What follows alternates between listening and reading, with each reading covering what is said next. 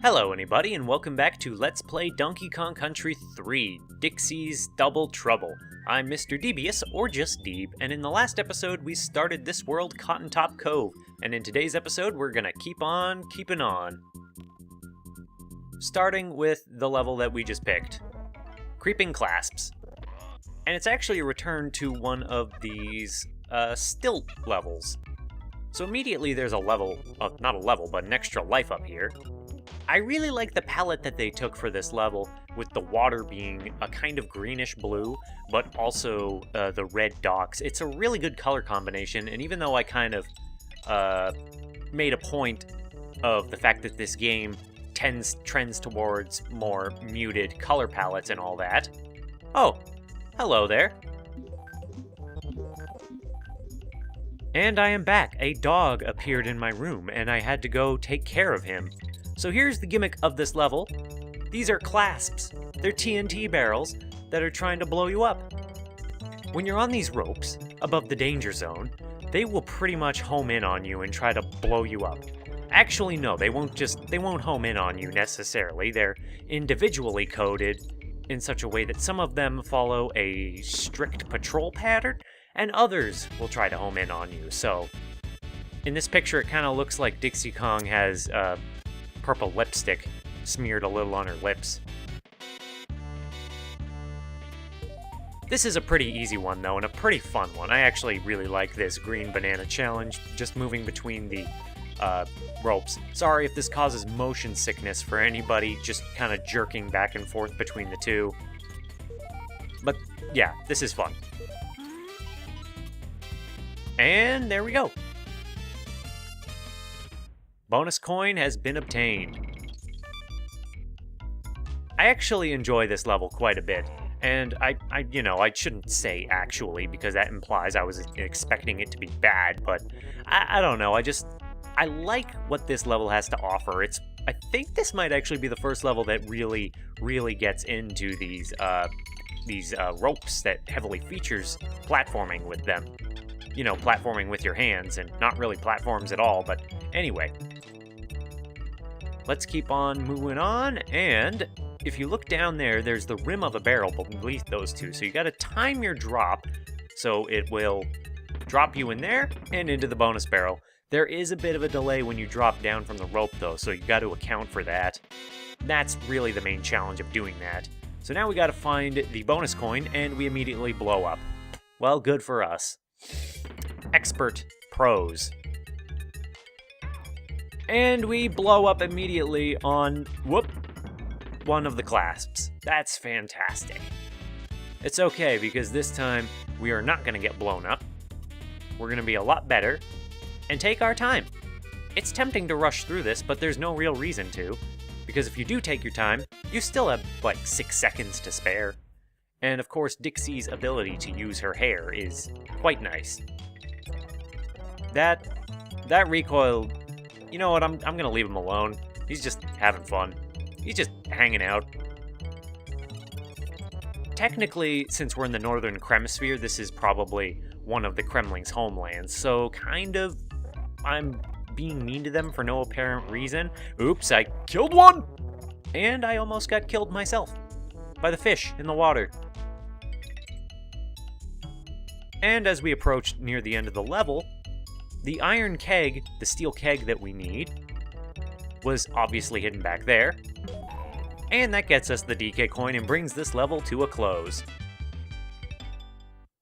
I also think it's a nice touch that the flags, when you complete the level with the alternate colors, also match, and that they're purple and green. It's nice.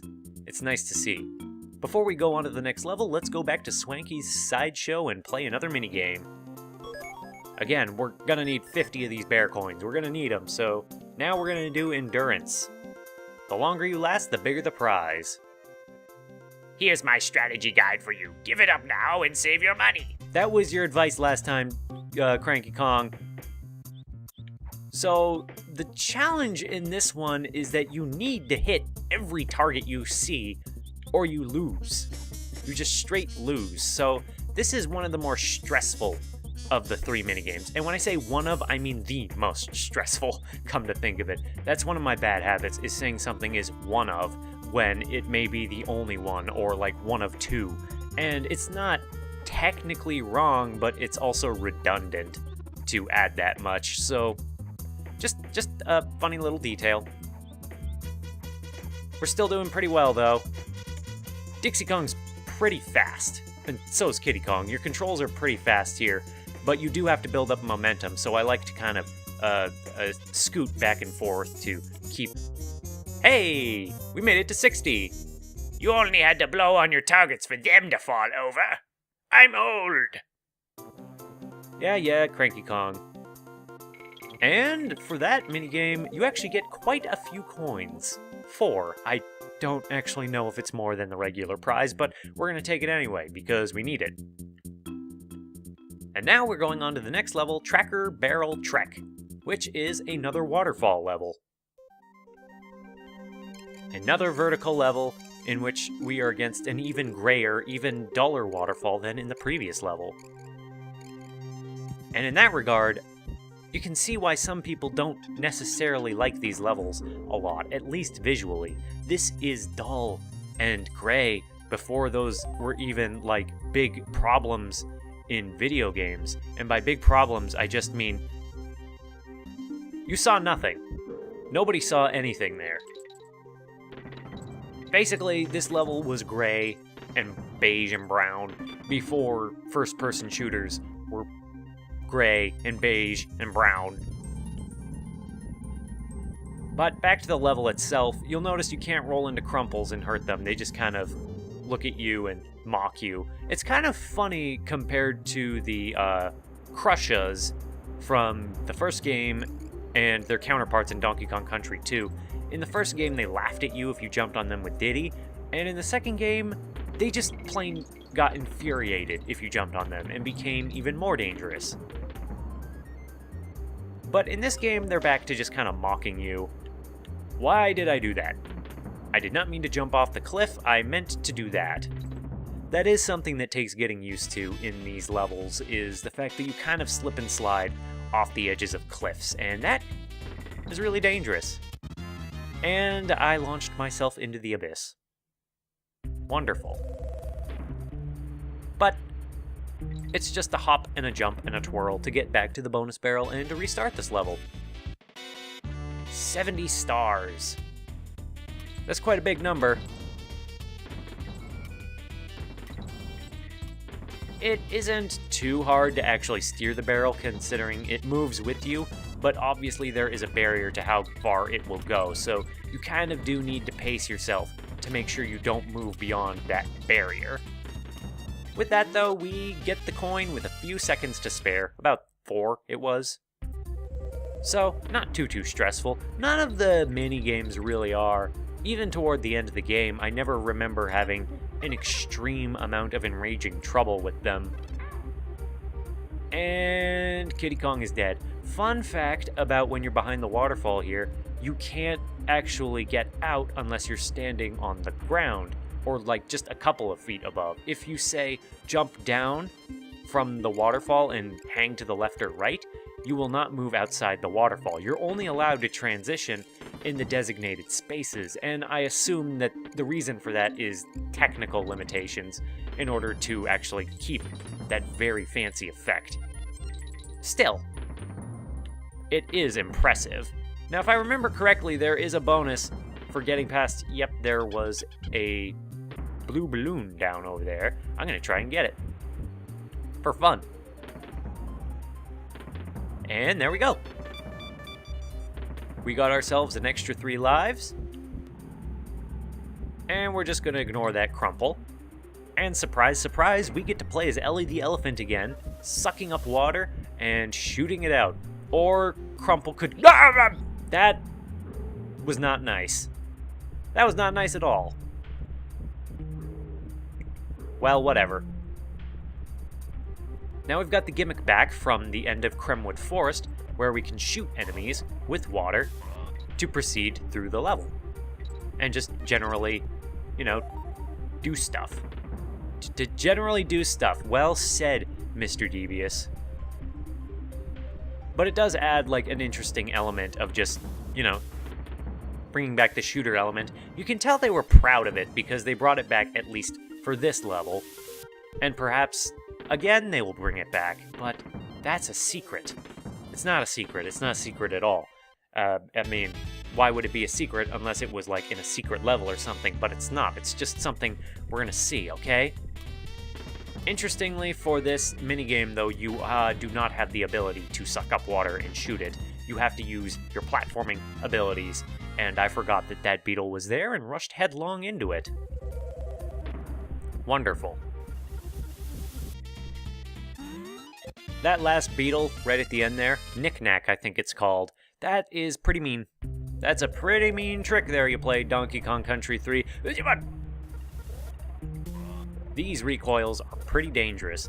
In fact, throughout this game, I think Ellie's biggest threat is the recoils because of her big hitbox and their erratic movements, so, you know, look out for them.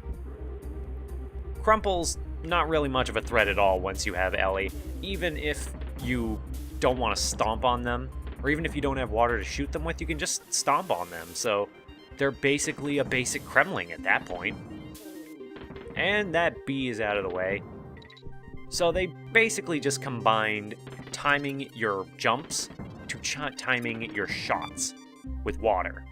Let's just suck it up and completely miss. That takes care of them, and takes care of, if you would please, takes care of that one. Now, it is possible to get through this level without shooting those bees in particular. In fact, it's possible to do a pacifist run of a lot of levels of this game. I'm not really going to be doing that, but, you know, it's something that's worth considering if you want to spice up your gameplay here. Unfortunately, water does not work on coin in this instance. But if I remember correctly, this is one of the rare instances in the game where you do not get a respawning iron keg, so you need to make this count.